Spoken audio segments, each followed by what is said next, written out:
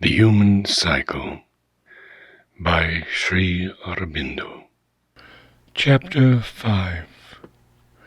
True and False Subjectivism.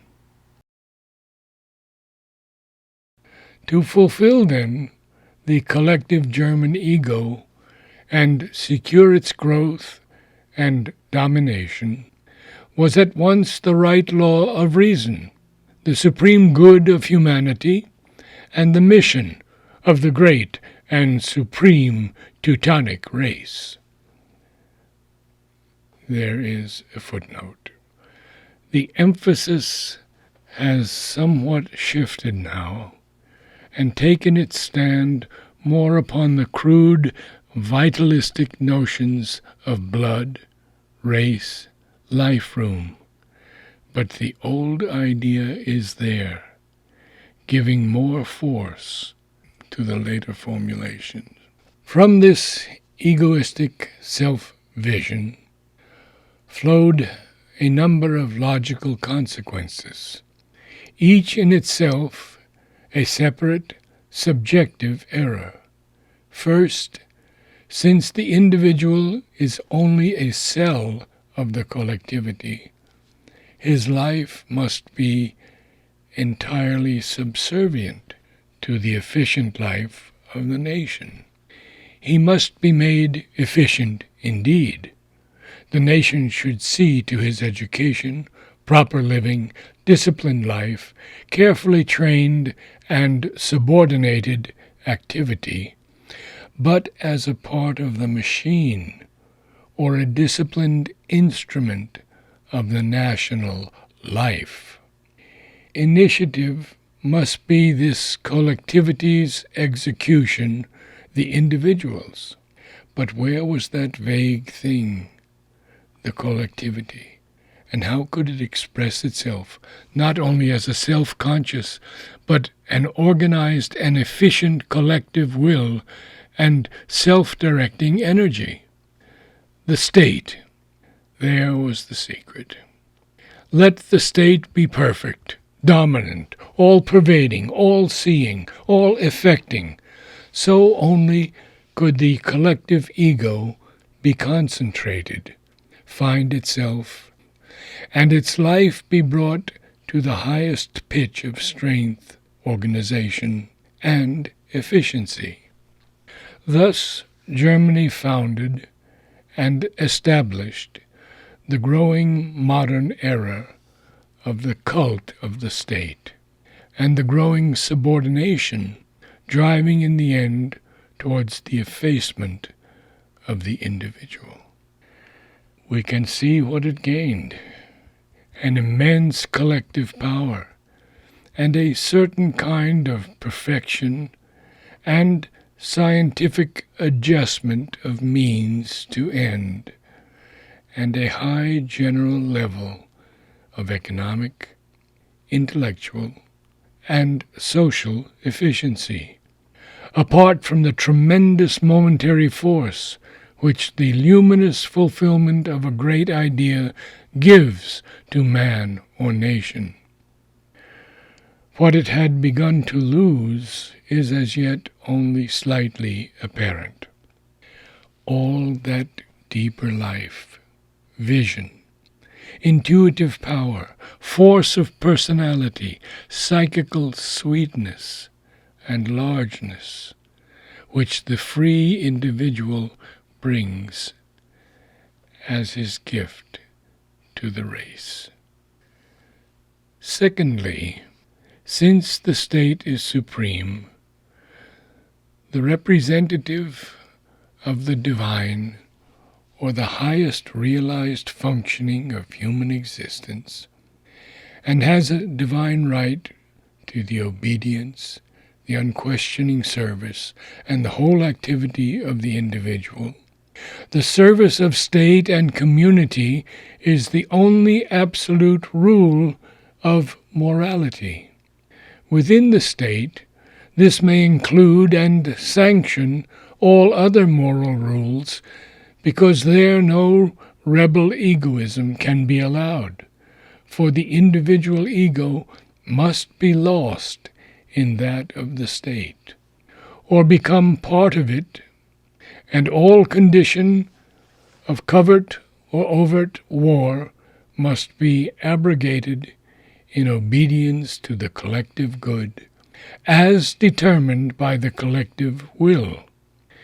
But in relation to other states, to other collective egos, the general condition, the effective law, is still that of war, of strife between sharply divided egoisms, each seeking to fulfill itself, each hampered and restricted in its field by the others. War, then, is the whole business of the state in its relation to other states. A war of arms, a war of commerce, a war of ideas and cultures, a war of collective personalities, each seeking to possess the world, or at least to dominate and be first in the world. Here there can enter no morality except that of success, though the presence of morality may be a useful stratagem of war. To serve the state, the German collectivity, which is his greater and real self, is the business of the German individual, whether at home or abroad. And to that end, everything which succeeds is justifiable. Inefficiency, incompetence, failure are the only immorality. In war, every method is justified which leads to the military success of the state. In peace, every method which prepares it.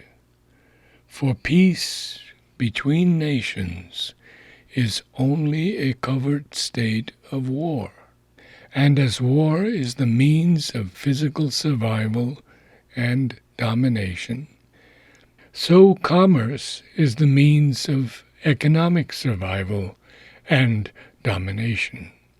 It is, in fact, only another kind of war, another department of the struggle to live, one physical, the other vital. And the life of the body are, so science has assured us, the whole of existence. Thirdly, since the survival of the best is the highest good of mankind, and the survival of the best is secured by the elimination of the unfit and the assimilation of the less fit, the conquest of the world by German culture is the straight path of human progress. But culture is not, in this view, merely a state of knowledge, or a system, or cast of ideas, and moral and aesthetic tendencies. Culture is life, governed by ideas, but by ideas based on the truth of life, and so organized as to bring it to its highest efficiency. Therefore, all life not capable of this culture and this efficiency must be eliminated or trodden down. All life capable of it, but not actually reaching to it, must be taken up and assimilated. But capacity is always a matter of genus and species, and in humanity a matter of race.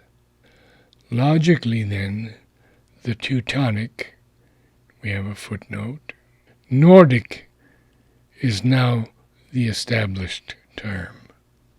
Logically, then, the Teutonic race is alone entirely capable, and therefore all Teutonic races must be taken into Germany and become part of the German collectivity. Races less capable, but not wholly unfit, must be Germanized. Others, hopelessly decadent like the Latins of Europe and America, or naturally inferior like the vast majority of the Africans and Asiatics, must be replaced where possible. Like the Herreros, or where not possible, dominated, exploited, and treated according to their inferiority. So evolution would advance. So the human race grow towards its perfection. And we have another footnote. This was written more than 30 years ago, but later developments have emphasized and brought out the truth of the description, which was indeed much less apparent then. We need not suppose that all Germany thought in this strenuous fashion, as it was too long represented, or that the majority thought thus consciously.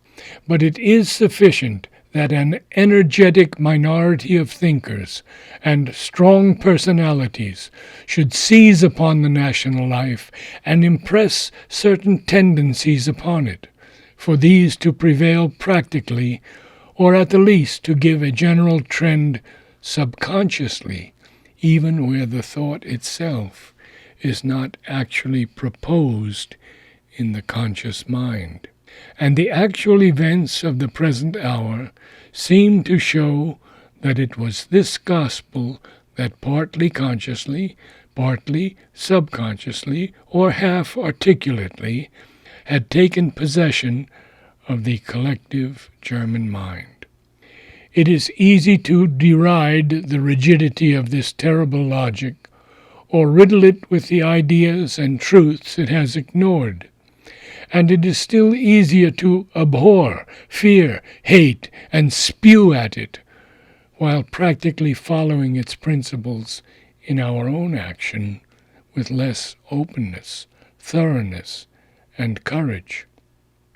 But it is more profitable to begin by seeing that behind it there was and is a tremendous sincerity, which is the secret of its force, and a sort of perverse honesty in its errors, the sincerity which tries to look straight at one's own conduct and the facts of life, and the honesty to proclaim the real principles of that conduct, and not, except as an occasional diplomacy, profess others with the lips while disregarding them in the practice.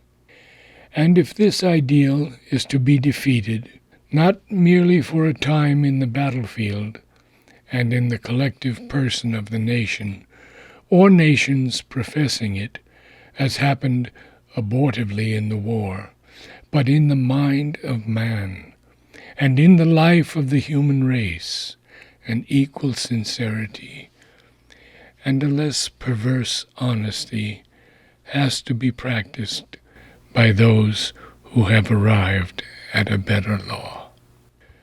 The German gospel has evidently two sides, the internal and the external, the cult of the state, nation, or community, and the cult of international egoism. In the first, Germany, even if for a time entirely crushed in the battlefield, seems to have already secured the victory in the moral sense of the human race. The unsparing compulsion as against the assistance of the individual by the state, and we have again footnote, not always in the form of socialism, Bolshevik communism, or fascism.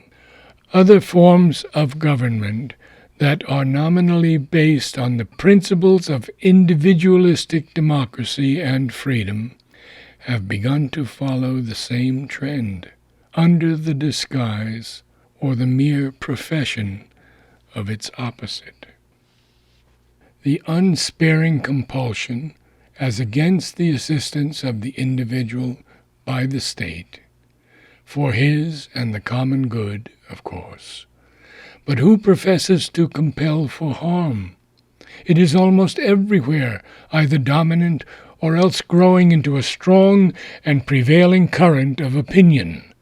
The champions of individual freedom are now a morally defeated and dwindling army who can only fight on in the hope of a future reaction or of saving something of their principle from the wreck.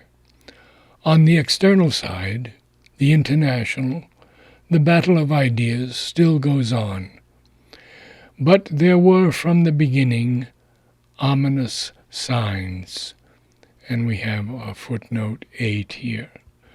The League of Nations was at no time a contrary sign. Whatever incidental or temporary good it might achieve, it could only be an instrument for the domination of the rest of the earth by Europe, and of all by 2 or 3 major nations. And now, after the physical war with its first psychological results is well over, we are already able to see in which direction the tide is likely to flow. War is a dangerous teacher, and physical victory leads often to a moral defeat. Germany, defeated in the war, has won in the afterwar. The German gospel, rearisen in a sterner and fiercer avatar, threatens to sweep all over Europe. It is necessary, if we are not to deceive ourselves, to note that even in this field, what Germany has done is to systematize certain strong actual tendencies and principles of international action, to the exclusion of all that either professed to resist or did actually modify them. If a sacred egoism, and the expression did not come from Teutonic lips, is to govern international relations, then it is difficult to deny the force of the German position. The theory of inferior and decadent races was loudly proclaimed by other than German thinkers, and has governed, with whatever assuaging scruples, the general practice of military domination and commercial exploitation of the weak by the strong. All that Germany has done is to attempt to give it a wider extension and more rigorous execution, and apply it to European as well as to Asiatic and African peoples. Even the severity or brutality of her military methods, or of her ways of colonial or internal political repression, taken at their worst, for much once stated against her has been proved and admitted to be deliberate lies manufactured by her enemies, was only a crystallizing of certain recent tendencies towards the revival of ancient and medieval hard-heartedness in the race. The use and even the justification of massacre and atrocious cruelty in war, on the ground of military exigency and in the course of commercial exploitation, or in the repression of revolt and disorder, has been quite recently witnessed in the other continents, to say nothing of certain outskirts of Europe. And there's a footnote. Witness Egypt, Ireland, India, and afterwards Abyssinia, Spain, China, wherever still man tries to dominate by force over man, or nation over nation. From one point of view, it is well that terrible examples of the utmost logic of these things should be prominently forced on the attention of mankind. For by showing the evil stripped of all veils, the choice between good and evil, instead of a halting between the two, will be forced on the human conscience. Woe to the race if it blinds its conscience and buttresses up its animal egoism with the old justifications. For the gods have shown that karma is not a jest. But the whole root of the German error lies in its mistaking life and the body for the self. It has been said that this gospel is simply a reversion to the ancient barbarism of the religion of Odin. But this is not the truth. It is a new and a modern gospel, born of the application of a metaphysical logic to the conclusions of materialistic science, of a philosophic subjectivism to the objective pragmatic positivism of recent thought. Just as Germany applied the individualistic position to the realization of her communal, subjective existence, so she applied the materialistic and vitalistic thought of recent times, and equipped it with a subjective philosophy. Thus she arrived at a bastard creed, an objective subjectivism, which is miles apart from the true goal of a subjective age. To show the error, it is necessary to see wherein lies the true individuality of man and of the nation. It lies not in its physical, economic, even its cultural life, which are only means and adjuncts, but in something deeper, whose roots are not in the ego, but in a self, one indifference, which relates the good of each, on a footing of equality, and not of strife and domination, to the good of the rest of the world.